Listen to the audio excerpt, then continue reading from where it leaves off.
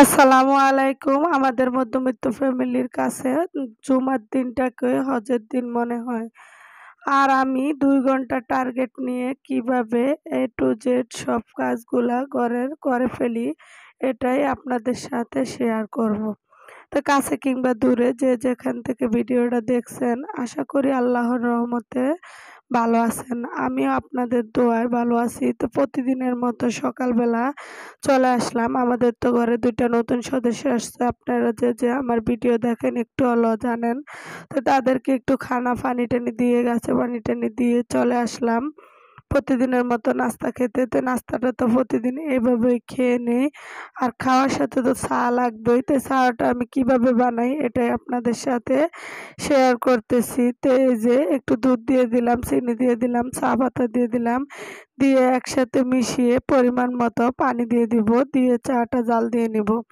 আর রুটি পরোটা ওগুলা তো সব আমার ফ্রোজেন করা থাকে। সকালে উঠে কেল ছেঁকে নেই। এগুলা আমার মানে ভাজা বানাইতে তেমন একটা ভালো লাগে না, বিরক্ত লাগে। এই কারণে এগুলা আমি গরম, গরম মানে সকালবেলা ছেঁকে নেই আর আগের থেকেই বানিয়ে নেই। তো আজকে ছিল আলু পরোটা বানানো। তো এগুলা ছেঁকে নিচ্ছি। এখন আমি উম ইটা মানে চাটা জাল দিয়ে নিচ্ছি। নিয়ে আমরা নাস্তাটা করে নিব। করে একদম কি করি সবকিছুই আপনাদের সাথে শেয়ার করব। তো সাথে আছে একটু গরুর মাংস। তো ওটা দিয়ে চা দিয়ে সবকিছু মিলিয়ে আমাদের সকালকার নাস্তা। তো নাস্তাটা করে আমি চলে যাব। আজকে তো শুক্রবার। তো একটু টুকিটাকি কাজ করার জন্য। তো এই কারণে এই যে আমি একটু মুরগি ছিল, সবসময় ব্রয়লার মুরগি আনলে আমাদের ঘরে খেতে চায় না। তো এটা দিয়ে আমি কি করি, বুকের মাংস দিয়ে চিকেন নাগেট, চিকেন বল এই সে বানিয়ে রেখে দেই।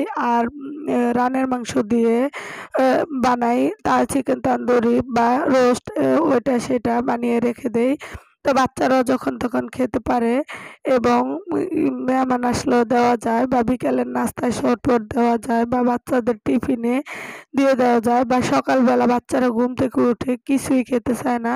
তো এরকম টিফিনে ২ টা নাকেস বা একটু নুডলস রান্না করে দিলে অন্যান্য বাচ্চাদের দেখাদেখি খেয়ে নেয়। আর চটপটও দেওয়া যায়, এত সকালবেলা এত ভেজাল করা যায় না। তো এই কারণে ছুটির দিনটা অবসর দিন আমি এভাবে করে সবকিছু মানে ঘরে একটু গুছিয়ে ভোজন করে রেখে দেই। তা আমার মতো কে এরকম করেন অবশ্যই কমেন্ট করে জানাবেন।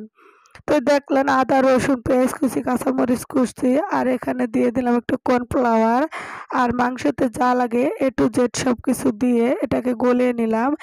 এখন এটাকে একটা প্লেটে তেল ব্রাশ করে একটু মানে রুটির মতো করে এটাকে নাগেটসের শেপ দিয়ে নিব। নিয়ে এটাকে আমি ডিম ও মানে ব্রেড ক্রাম্বস এর মধ্যে কোট করে ফ্রোজেন করে রাখবো।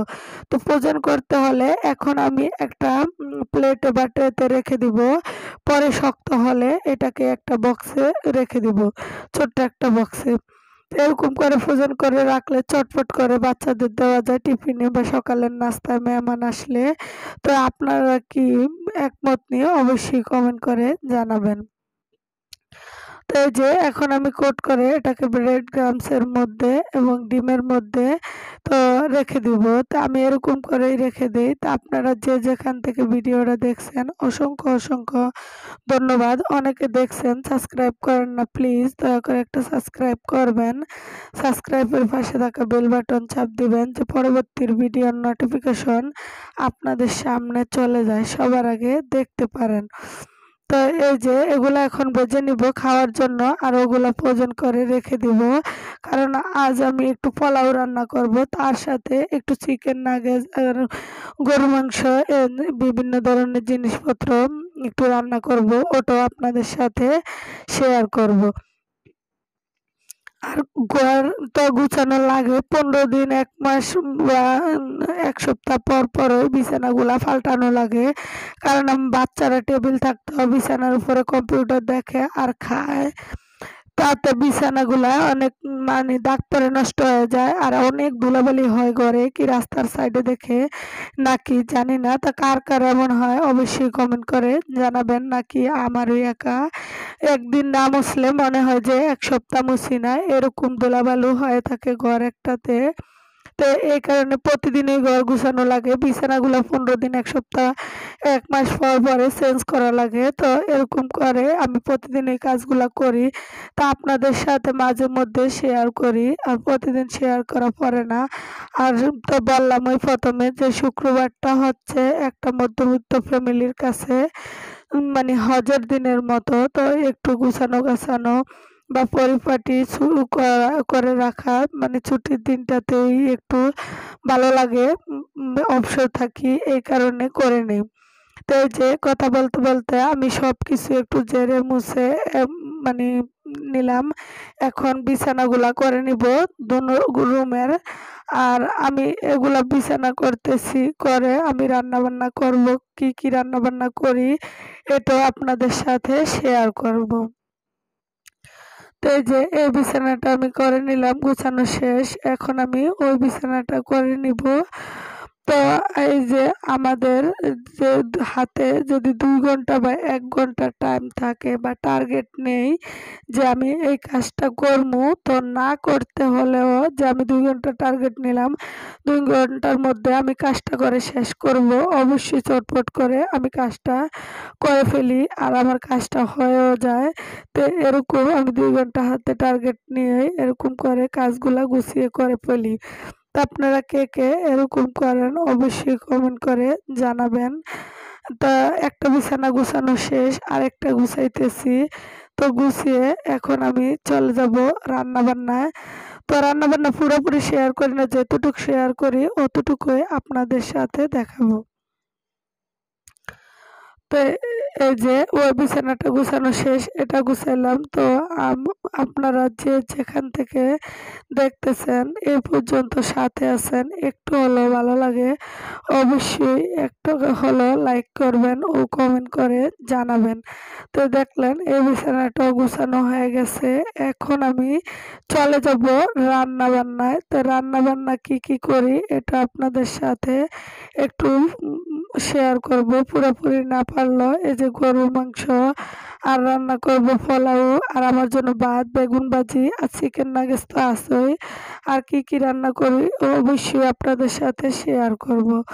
তো আমি আজকে মানে চিকেন নাগেটস বানাইলাম। ঘরটার মানে ঝাড়ু মুছে সবকিছু গুছিয়ে নিচ্ছি।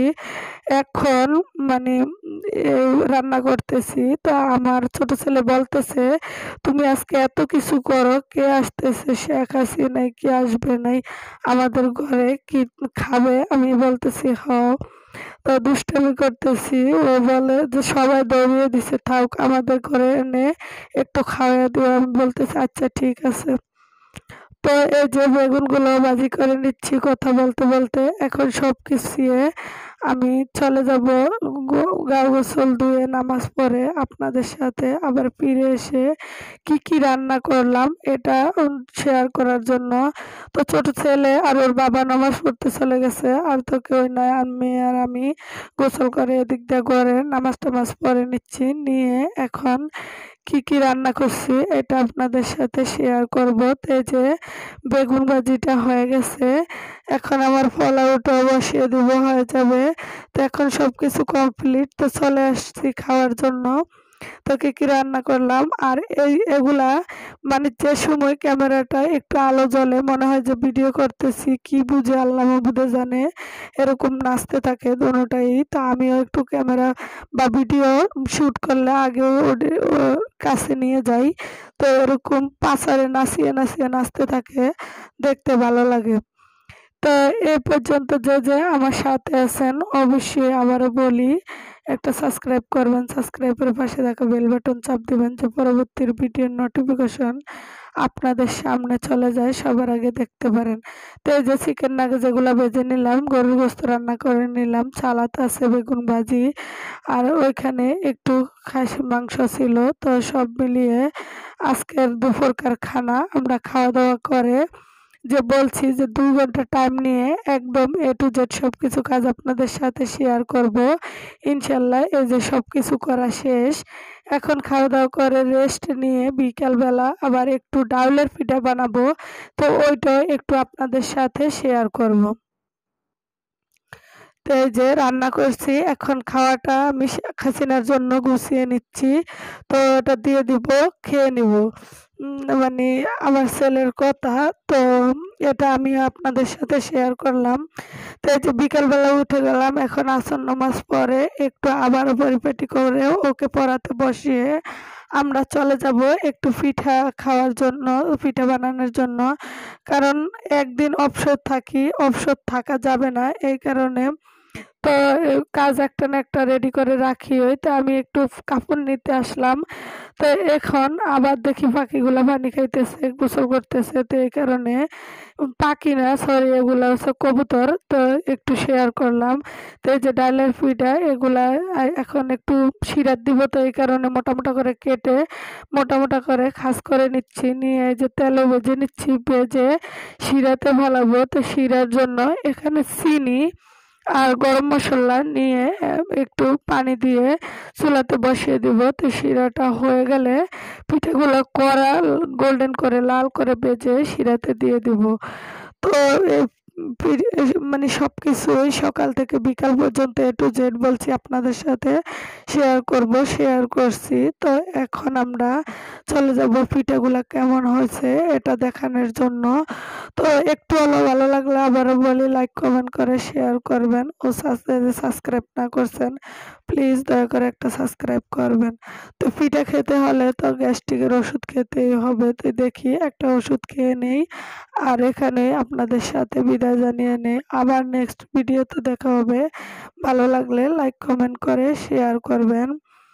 আজ এইখানে বিদায়, আল্লাহ হাফেজ।